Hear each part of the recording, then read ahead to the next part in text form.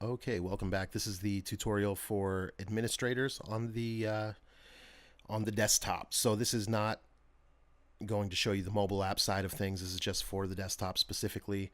It's a walkthrough tutorial for employees in NatureScape. So yeah, if you manage anything in the office, dispatch, anything like that, this is where you're going to go.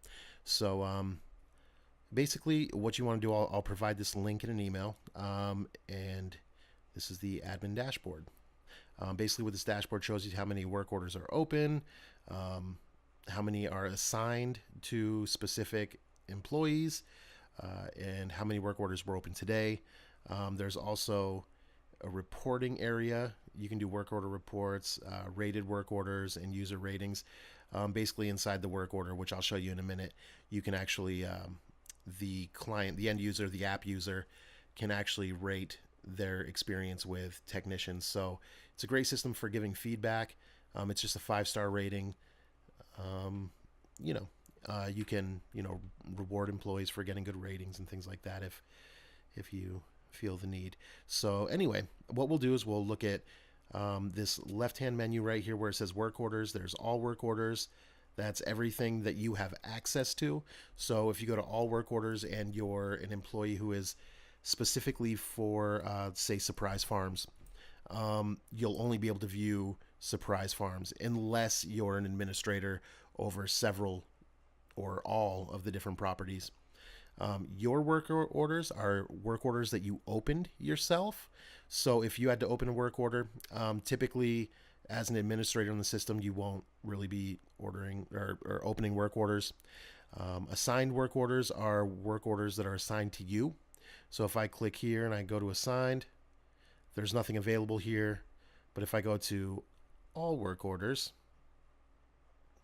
yeah, we see there's nothing assigned right there. So basically, this is the way it's going to work. So as far as archive tickets, things like that, categories, custom fields, you don't really have to worry about any of these. They're not really going to impact your day to day. I would say the main things you want to look at are all work orders, your work orders, assigned work orders, and then anything that's archived is anything that's closed. So if somebody calls you about a ticket that was closed like last week or last month or whatever, and it doesn't show up under all work orders, you just go to archived and you'll be able to see it. So anyway, this is what the main page looks like. So I made a couple dummy tickets here, and so we have basically, here's the title of it. This is the ticket number right here. You can search by ticket number up here, or you can search by category if you're an overall administrator or if you work on multiple properties. So if you want one for, or if you want to look at Trailside Point, see how many tickets are open for that, you just click on that.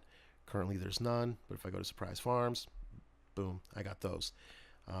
You can hover over these and it'll tell you what user they're allocated to. Or which user submitted them. Assigned would be right here. It's just going to say their name. So if I go, and I'll show you more once we go in there. So ticket number, title, the priority of the ticket, status, new. That's going to show up for the first 24 hours of a ticket. Category is the property. User is who opened it. Assigned is who is working on it. Last reply is the last time someone replied it. You can view the ticket, you can edit the ticket, or you can delete the ticket. I would prefer no one deletes tickets. It's better just to archive them and close them. So anyway, we'll start off with this one right here. Tree fell on shed. So in here you'll have your files. These are the files that are attached.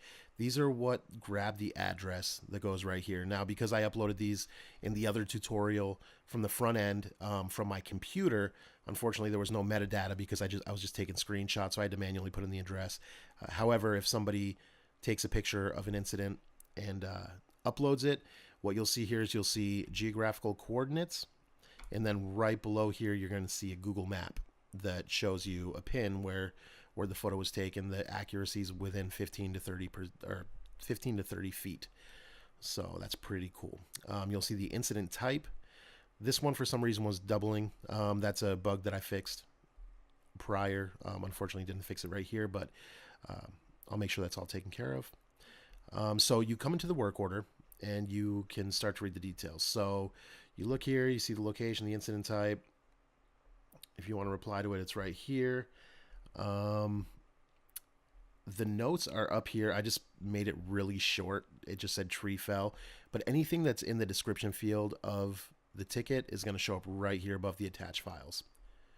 Okay, now moving over to the right-hand side, you'll see the client that opened the ticket. I got Speakeasy 602.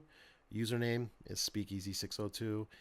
So mine, I use my personal email address. My name, Nick Norris. Property, this is just so I could, show you as a working example. The property that I supposedly work for is Surprise Farms. I created the ticket on this date. It was last open on this date. There's no assigned user because right now it goes into the overall workflow of anyone who is allocated to Surprise Farms. So any technician or any manager that is in the Surprise Farms category will be able to see the ticket. So in order to give that ticket specifically to one of the, like say there's a technician that's going out there, the easiest way to do that is you just click this assign button right here down at the bottom, and I'll show you that screen in 1 second. So anyway, the assigned user right now says none. Category, Surprise Farms, that's the property. Work order time, it's been open for 0 days, 3 hours, 18 minutes, and 33 seconds. So what we can do is we can set the status if we need to. This is a new ticket. Once it's being worked, you click in progress. So you go boom, put it in progress. You want to assign it to someone. You go by username. So if I was to go Chris, I could assign this to Chris. I'm not going to. I'm not actually going to assign it to anyone. It's very simple. Once you enter the first letter, sometimes maybe it's 2 letters. Yeah, the first 2 letters of someone's name, of their username. That's really the fastest way to get it to auto-populate. You can assign it to yourself. So if you check it and you want to just assign it to yourself, just do that.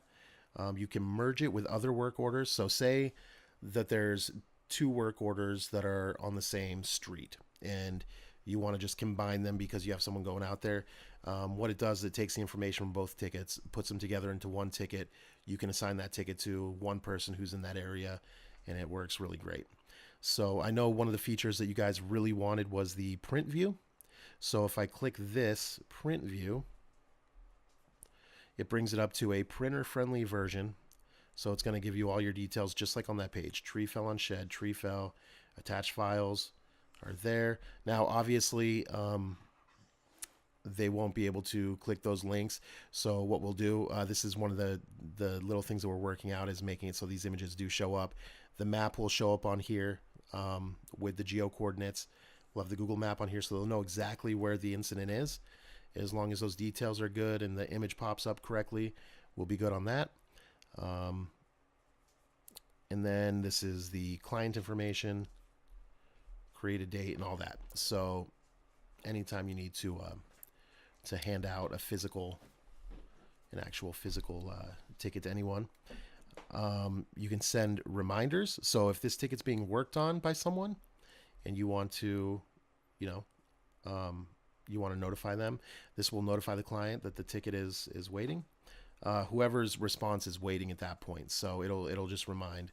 If it's assigned to someone and the client, they'll both get a reminder the ticket is active. So say you see a ticket in there that's like 3 days old that hasn't got to yet, that's the best way to get someone to do it. You can also edit all the details of the ticket if you click the edit button. This is the subject, the client, assign a user, priority status, category, which is the property. If you want to add some details, you can just add them here. Just go like this. Add some junk there. You can put notes. This is for internal notes. So if there's something you don't want the client to see, you can just put it in there. It'll just work. You can archive it. You can make it public. We don't actually allow public access to the site or to the application, so there's never a reason to make it public like that.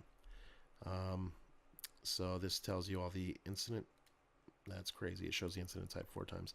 So I got a couple little fixes that I still need to do in here.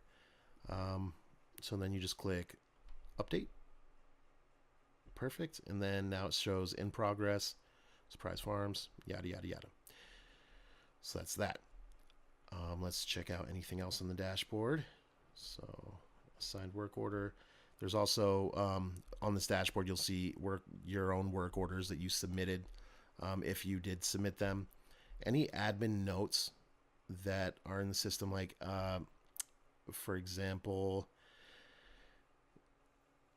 if there's an announcement that needs to be made,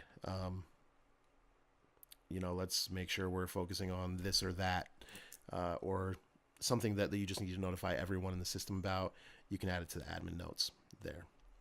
So that is pretty much it. That's managing from the admin standpoint, how to manage your tickets, and that should be all for this one. Thank you.